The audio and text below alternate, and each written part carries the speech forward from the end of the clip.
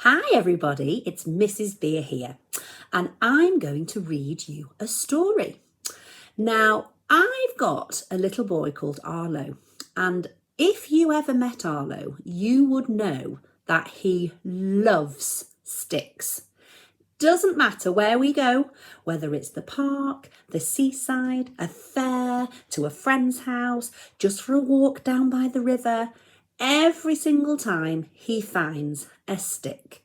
And those sticks are being collected and kept at the front of our house. We have Arlo's stick collection. So this story is a story that we bought for Arlo purely because he loves sticks. So I hope you enjoy it just as much as he does.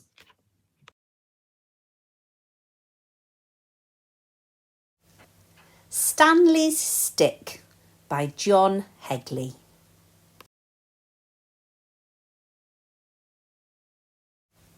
Stanley stands on Stockport Station with his stick. Stanley always carries his stick with him.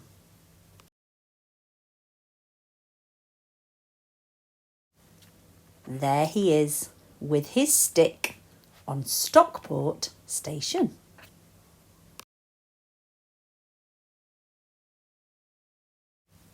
Stanley's stick was once part of something tall and grand, and it will never return.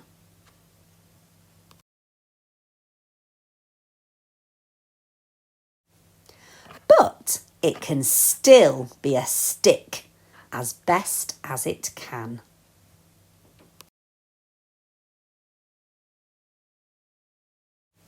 Stanley has a lot of stick activity, like pretending the stick is a whistle or a banana that is quite straight. You don't have to be great to be great.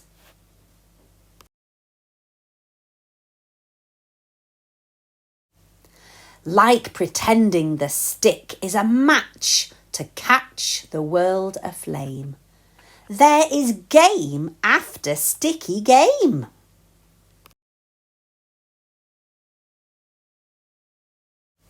Look, it's a dinosaur that isn't extinct. It's a Stickosaurus.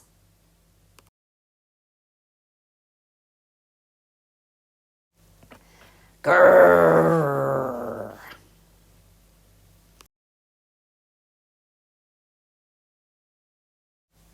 Stanley has tried out some names for his stick, like Starry and Moon, but those names were all the wrong shape.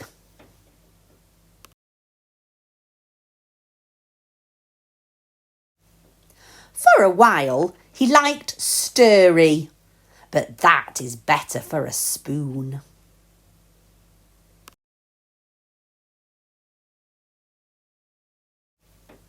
Stanley's stick is good for writing in the sand, in languages only Stanley can understand. Can you see there, children? He's written backwards, hasn't he?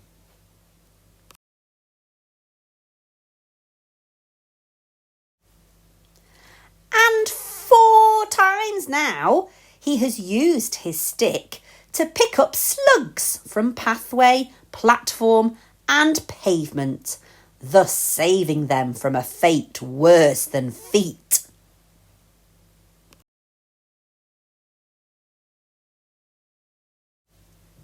Stanley's friend Bertie has some string, and sometimes they tie the string to the stick's end and go pretend fishing.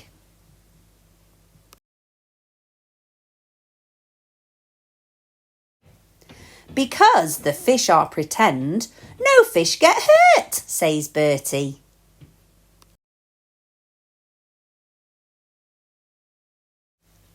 So here is Stanley, standing on the station, taking his stick for a short stay at the side of the sea with his mum and dad.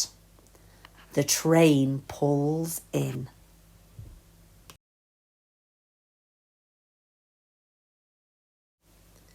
Down at the sea, Stanley goes down to the side of the tide. His folks take stock of Stanley, standing in the sand, stick in hand. What is he doing?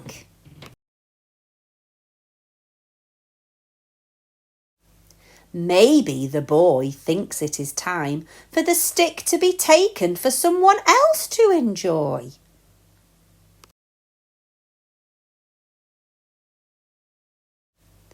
Stanley hurls his stick into the wide tide.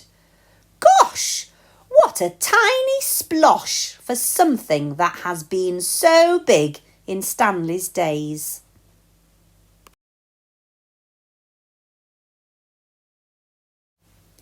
The sea picks up the stick and tucks it into itself.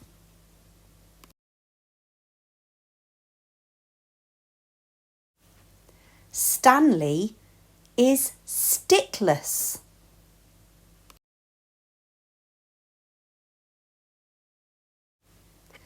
The next morning, back at their spot on the beach, the tide is out. Stanley treads towards the spreading sea.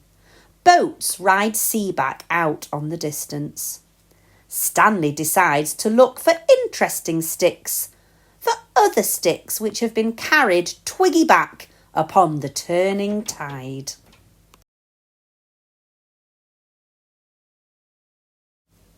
And here he is, wandering over to look at the sea, to see if other sticks have appeared.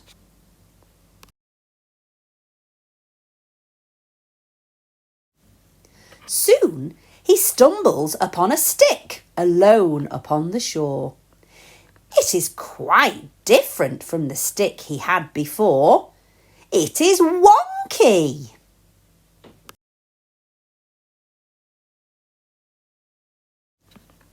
The stick is an unusual saxophone. Stanley thinks of home and begins to blurt a tune for Bertie.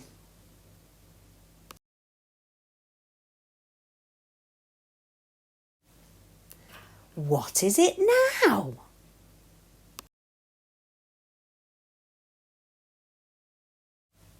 Now Stanley stares at the sea through his stick telescope.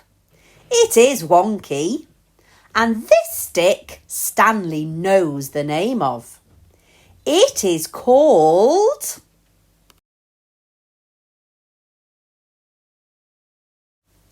Fantastic.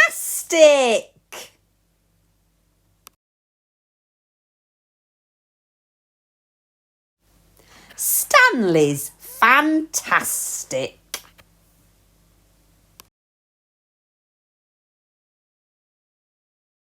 So there we go. I hope you enjoyed that story all about Stanley's stick.